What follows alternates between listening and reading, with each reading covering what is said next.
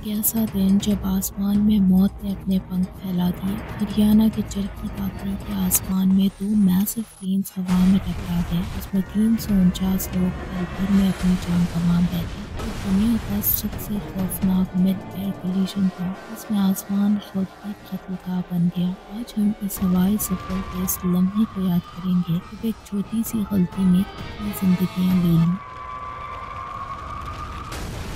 12 نومبر 1996 دہلی کا Indira Gandhi international airport سعودی Arabian year lines کی flight 763 سعودی عربیہ جانے کے لیے تیار ہو رہی تھی۔ بوئنگ 747 سیریز کے اس پلین میں 289 پیسنجرز کے ساتھ 23 کریو ممبرز بھی سوار تھے، اور اس فلائٹ کے کیپٹن ان کمانڈ 45 ایئرز کے خالد الشبیلی، جن کا ساتھ فرسٹ آفیسر ناصر خان اور فلائٹ انجینئر احمد ادریس دے رہے تھے۔ فلائٹ میں سفر کرنے والے زیادہ تر لوگ سعودی میں کام کرنے والے ورکرز تھے۔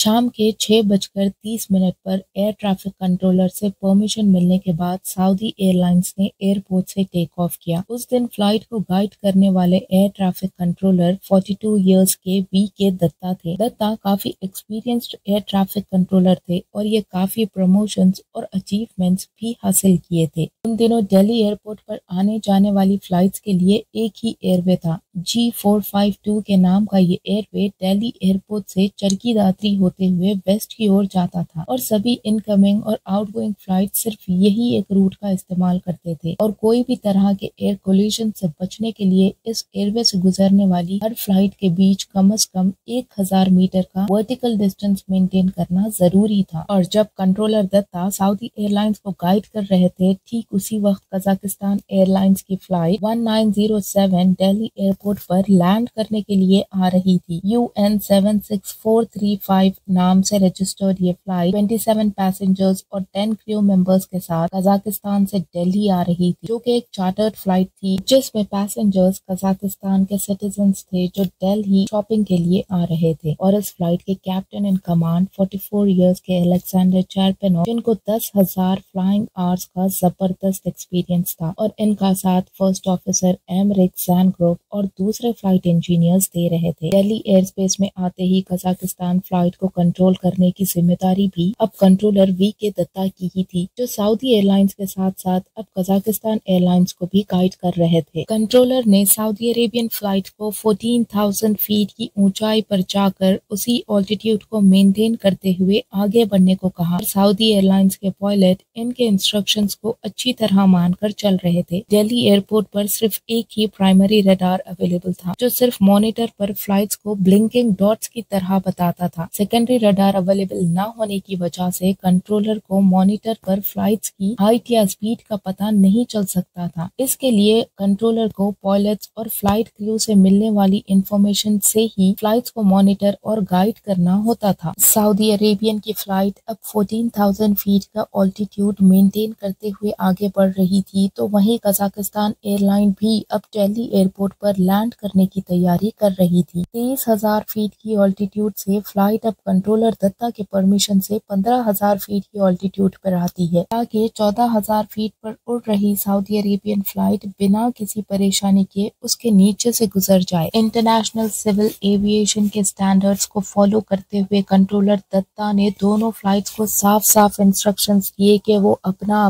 آلٹیٹیوڈ مینٹین کرتے ہوئے آگے بڑھے، تاکہ دونوں فلائٹس ایٹ لیسٹ 1,000 فیٹ کے ورٹیکل ڈسٹینس سے ایک دوسرے کو کراس کر سکے۔ اور جیسے کہ کنٹرولر دتا کافی ایکسپرٹ ہے اپنی فیلڈ میں، وہ اس سچویشن کو بہت اچھے سے سمجھ سکتے تھے، اسی لیے انہوں نے قزاقستان ایئر لائن کو صاف صاف کہا کہ وہ بھی اپنے نیچے سے گزرتی ہوئی سعودی عربین فلائٹ پر نظر رکھیں۔ لیکن اب بات آتی ہے اس ایکسیڈنٹ کے سب سے بڑے اور امپورٹنٹ ریزن کی۔ قزاقستان ایئر لائنز کے کریو کو انگلش لینگویج اچھے سے نہیں آتی تھی، جس کی وجہ سے ان کو کنٹرولر سے کمیونیکیٹ کرنے میں بہت مشکل ہو رہی تھی۔ ان فیکٹ ایک ریڈیو آپریٹر تھا پلین میں، جو ATC से हाई कमांड्स को इंग्लिश से रशियन में ट्रांसलेट कर रहा था ताकि इन पायलट्स को समझ आ सके। इसके अलावा कजाकिस्तान पायलट्स कंट्रोलर की बताई गई हाइट लेवल को भी ठीक से नहीं समझ रहे थे। कंट्रोलर VK दत्ता हाइट को फीट में बता रहे थे, लेकिन कजाक के पायलट्स हाइट को मीटर में कैलकुलेट कर रहे थे और इसी कंफ्यूजन के चलते कजाकिस्तान पायलट प्लेन को 15,000 फीट से 14,000 फीट की हाइट पर ले आते हैं और फिर ये दोनों फ्लाइट बादल में एंटर हो जाते हैं, जिसकी वजह से दोनों फ्लाइट के पायलट्स को अपोजिट डायरेक्शन से आ रही फ्लाइट नहीं देख सकते हैं। हादसे से कुछ सेकंड पहले कजाकिस्तान फ्लाइट के पायलट्स को अपनी गलती का एहसास होता है और वो अपनी हाइट बढ़ाने की कोशिश करते हैं, लेकिन तब तक बहुत देर हो चुकी होती है। कजाकिस्तान फ्लाइट का left wing Saudi Arabian flight के राइट इंजन और विंग को फाड़ता हुआ निकल जाता है और बड़े धमाके के साथ सऊदी अरेबियन फ्लाइट हवा में टुकड़े टुकड़े होकर बिखर जाती है और कजाकिस्तान फ्लाइट भी थोड़ा आगे जाकर क्रैश हो जाती है। इन सबसे अनजान कंट्रोलर दत्ता अपने मॉनिटर पर पास आती दोनों फ्लाइट्स के डॉट्स को देख रहे थे और ये मान रहे थे कि आपस में मिलने के बाद ये दोनों फ्लाइट डॉट फिर से अलग अलग होकर दूर चले जाएंगे, लेकिन दोनों फ्लाइट डॉट्स मॉनिटर से गायब हो जाते हैं और फिर वो परेशानी में दोनों फ्लाइट्स को लगातार कांटेक्ट करते हैं और कोई जवाब न मिलने पर उनकी परेशानी और भी बढ़ जाती है। बाद से उसी वक्त गुजर रहे अमेरिकन एयरफोर्स प्लेन के पायलट कंट्रोल रूम को ये जानकारी देते हैं कि उन्होंने अभी अभी आसमान में एक बहुत बड़ा एक्सप्लोजन देखा है और इसी के साथ कंट्रोलर दत्ता का ये शक यकीन में बदल जाता है कि दोनों फ्लाइट्स आपस में टकराकर क्रैश हो चुकी हैं और इसी के साथ ये बन गया the biggest accident in human history and the deadliest mid air collision.